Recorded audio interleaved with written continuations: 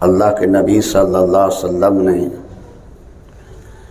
صحابہ کرام رضی اللہ تعالیٰ عنہ کو سوموار اور خمیس کے روزے کی ترغیب دی۔ آپ نے ان کی برکات بتائی، خاص کر یہ ایام 20 یعنی 13ویں، 14ویں اور 15ویں کے روزے، جو ہر مہینے میں یہ 3 روزے رکھے گا، اللہ تعالی حسد کا مادہ اس میں پیدا نہیں ہونے دیں گے، رب العالمین باطن کی گندگی اس سے دور کر دیں گے۔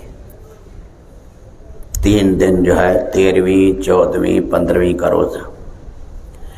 حضرت اسامہ رضی اللہ تعالیٰ عنہ وادی قرا میں گئے، بہت بوڑھے ہو چکے تھے، رمضان کے علاوہ بھی سوموار اور خمیس کا روزہ نہیں چھوڑتے تھے۔ صوم وصال، اللہ کے نبی صلی اللہ علیہ وسلم نے کچھ عرصہ صوم وصال رکھا۔ صوم وصال اس لمبے روزے کو کہتے ہیں جس میں درمیان میں افطار نہ ہو۔ حضرت عبداللہ ابن زبیر نے بھی آپ کی مشابہت میں لمبا روزہ رکھا۔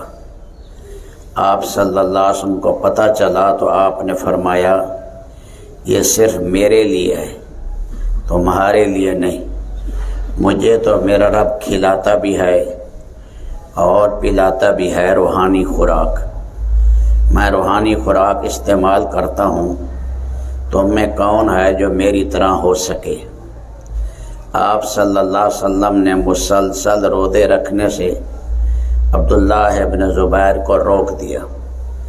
اس لیے ہماری شریعت میں صوم وصال نہیں، یعنی مسلسل روزہ رکھنا، درمیان میں افطار نہ کرنا، یہ صرف اللہ کے نبی کی خصوصیت ہے۔ آپ علیہ السلام اس کو رکھتے تھے، اسے کہتے ہیں صوم وصال۔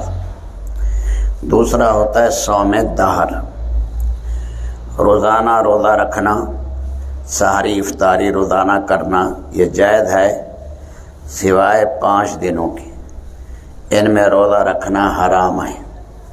ایک عید الفطر کا دن، ایک 4 دن ذی الحجہ کے، 10ویں، 11ویں، 12ویں، 13ویں، یہ 5 دن ہیں سارے سال میں جس کے اندر روزہ رکھنا حرام ہے۔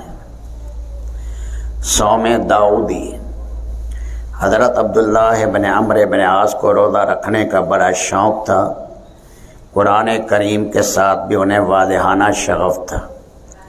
وہ دن رات میں ایک قرآن ختم کرتے تھے اور ہر روز روزہ رکھتے تھے۔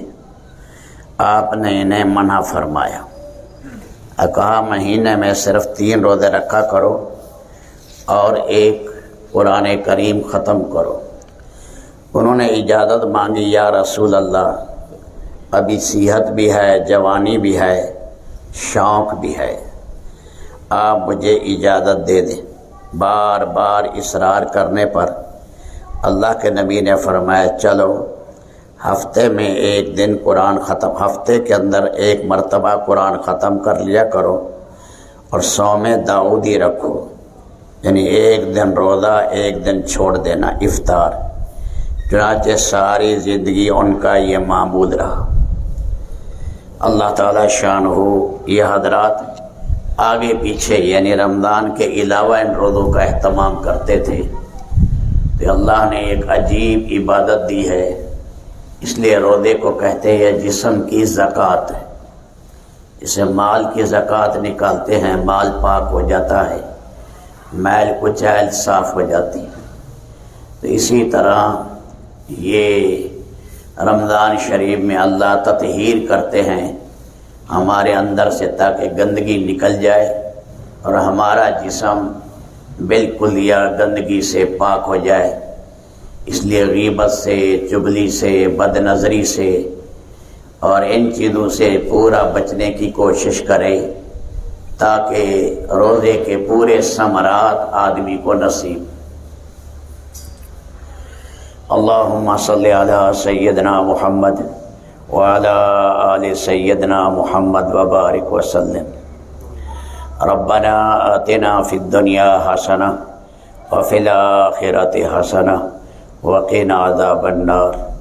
اللہم لا تدع لنا ذنبا الا غفرتہ ولا ہما الا فرجتہ ولا دینا علینا الا قضیتہ ولا مریضا الا شفیتہ ولا کربا الا نفستہ ولا ضرا الا کشفتہ ولا میتا الا رحمتہ ولا ملہوفا ومظلوما الا نصرتہ ولا مبتلا الا آفیتہ ولا حاجة من حوائج الدنیا والآخرہ ہی لک رضا الا قضیتها یا ارحم الراحمین یا ارحم الراحمین یا ارحم الراحمین یا قاضی الحاجات یا دافع البلیات والنقبات یا صریخ المستصرخین یا غیاث المستغیثین یا انیس المستوحشین یا حبیب التوابین